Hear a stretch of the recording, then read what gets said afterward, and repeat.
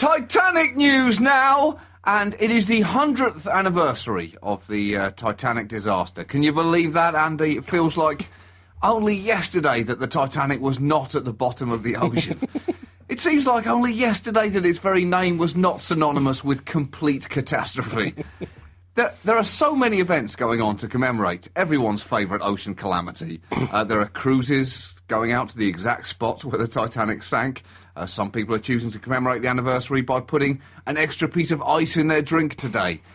There have even been new reports on how many dogs were on the Titanic, Andy, and how many survived. The answer is 12 dogs, 3 survived. There is a fact that you would do very well to instantly forget. I think they did slightly better than third-class passengers in that case. It does show the social strata of the time. I was going to say, you have to understand the complicated British class system at that time, which went upper class, middle class, dogs, cooks, third class. Sorry, luggage, third class. As he said, it's 100 years on tomorrow, Saturday, as we record. Late Saturday night, since the Titanic, that most quintessentially British of ships, current joint world record holder for the world's wettest tourist attraction, attempted to politely move an iceberg out of the way before its female passengers bumped into it. As you said, the 100th anniversary has been marked with various commemorations of the famous Nature 1, Mankind 0 showdown of 1912, which followed swiftly on the heels of Nature's points victory over Captain Scott just a couple of weeks before. What a great year 1912 was for nature really exerting its primacy over human folly. Icy nature. Yeah, icy nature really landed some punches that year. There were 1,300 passengers on the Titanic, John, and 900 crew, and the little incident happened late at night. So statistically, it is almost certain that one of the passengers would have been getting a drink at one of the bars on the ship. And one of the bar staff must have said, "Would you like ice with that?" The passenger would have said, "Yes, please." Crash. Not that much. That must have happened. That must have happened. If it didn't, it should have done, Andy, and that's the much broader point here. The movie Titanic, featuring Kate Winslet and Leonardo DiCaprio and the ghost of Celine Dion, has been re-released in 3D so that you can now enjoy the reenacted deaths of an actual 1,500 people in a whole extra dimension. But China have exercised their twitchy censorship finger again, as they've apparently censored Kate Winslet's breasts from the film, thus removing what many people would consider to be the movie's only redeeming quality. All I'm saying, Andy, is that Titanic is a long, boring movie to not have Kate Winslet's breasts in it. James Cameron knew that. That's why they were in there in the first place. I don't know why China finds that so difficult to understand. There was a statement from an official of China's State Administration of Radio, Film and Television, the organisation behind the censorship, apparently saying, "Considering the vivid 3D effects, we fear that viewers may reach out their hands for a touch and thus interrupt other people's viewing. To avoid potential conflicts between viewers and out of consideration of building a harmonious, ethical, social environment, we've decided to cut off the nudity scenes." Now, you might think, that can't be a real statement, can it? And you'd actually be right. But you'd also have put more thought into it than any of the news agencies that reported that statement as a fact yesterday. It was literally too good to be true. But I guess it was so good that people like MSNBC here thought it was too good to be false as well, and just ran with it anyway. Apparently it was basically a joke on someone's website that got out of hand, and everyone thought, oh, let's just assume that the Chinese actually said that. Because, you know, they're stupid. Oh, it's a shame that didn't actually happen, John, because that would have been the most roundabout way of saying to a girl, "You've got a cracking pair."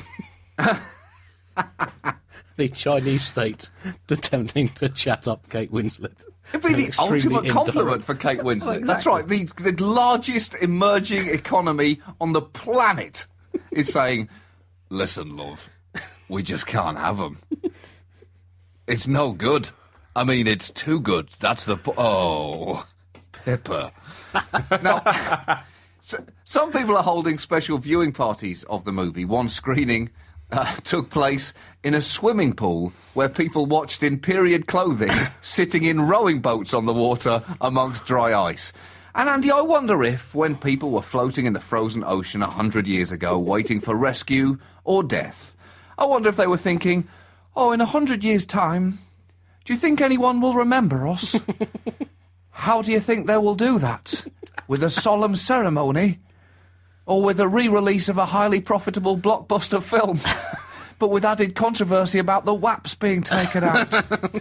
Or do you think people will watch that movie in rowing boats in a swimming pool so they can better enjoy the experience of watching actors pretend to be in the living hell that we're currently experiencing? Or do you think it will be with commemorative mugs? I think it will be with commemorative mugs. Now, if you'll excuse me, I think I'm going to die now. Well, to be fair, the people who are using the swimming pool for their reenactments will be drowning 3 dogs out of the 4 who are attending.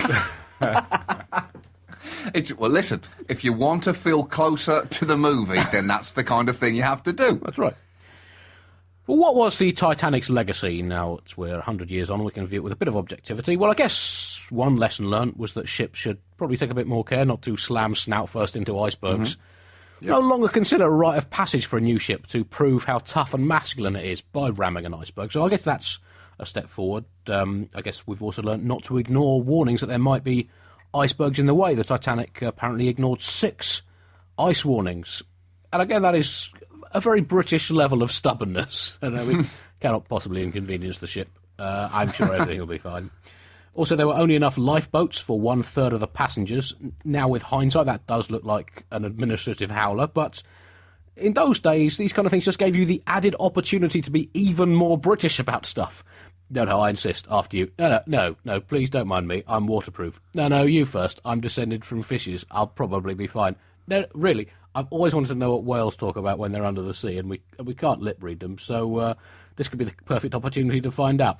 Tell you what, why don't we make this a bit more fun? Let's vote a race to the bottom, losers buy the drinks. Tally-ho, want to say goodbye to your wife and children? No, wouldn't want to interfere. Right, 3, 2, 1, splosh.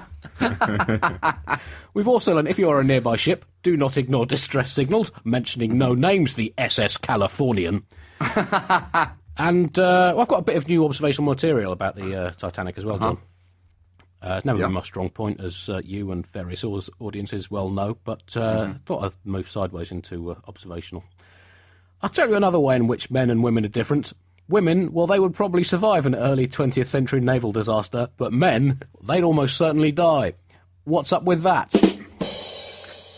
Needs a bit of fine-tuning, probably, but it was 185 women and children survived in first and second class, only 18 died, but of men, 71 survived, 272 died.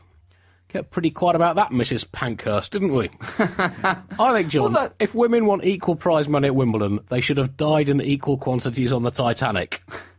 Take that, Billie Jean King. I think that's a fair point, Andy. There was that technique around the time of women and children first. Apparently, chivalry on the Titanic led to 70% of women and children surviving, while only 20% of men escaped alive. Now, the art of chivalry now, Andy, is dead. It died alongside the 80% of men that day.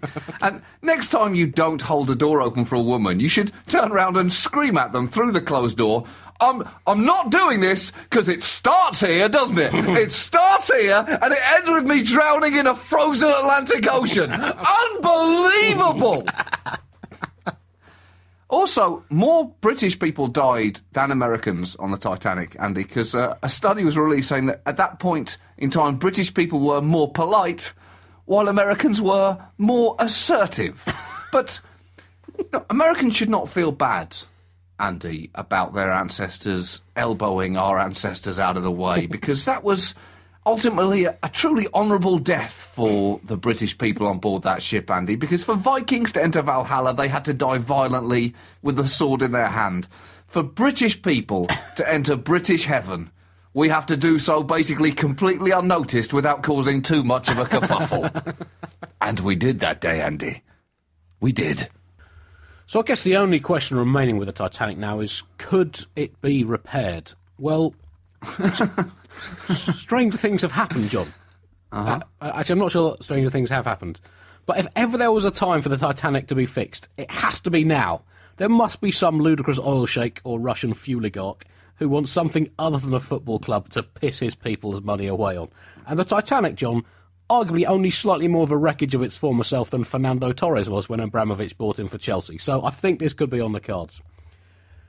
And it's worth thinking about this as well. You know, there were some quite prominent people on the Titanic when it went down. Some industrialists and even one former first-class cricketer died on the Titanic. And it makes you think, Andy. I'm sorry. If that had happened today, which celebrities would have been on the Titanic? And, well, I've done some research into this, and the celebrities who would have been on it includes the rapper and activist Usher, the BBC tennis host Sue Barker, and the film star Kelly McGillis. Now, none of them would have died because the old school women and children first has been superseded by celebrities first, but still. Yes. I think that puts it all in some kind of perspective. They'd have got to America late, and those celebrities would have been inconvenienced, and in many ways that's a much larger tragedy than what actually happened. Could I ask who the first-class cricketer was and what his batting and bowling averages were? There you go, Andy. Hang on. Oh, I'm disappointed. I thought you'd know. Yep. He was quite... Shouldn't have to look it up, Andy. It was quite obscure. His name was John Thayer, and he played 7 matches that are now regarded as first-class cricket matches, all of them for the Philadelphia Cricket Club in America. Good side. He scored 138 runs in those 7 matches and took 6 wickets. His best was 3 for 17. Unspectacular career from JB Thayer, but still, former first-class cricket. Of course, his final statistic was caught and bowled iceberg.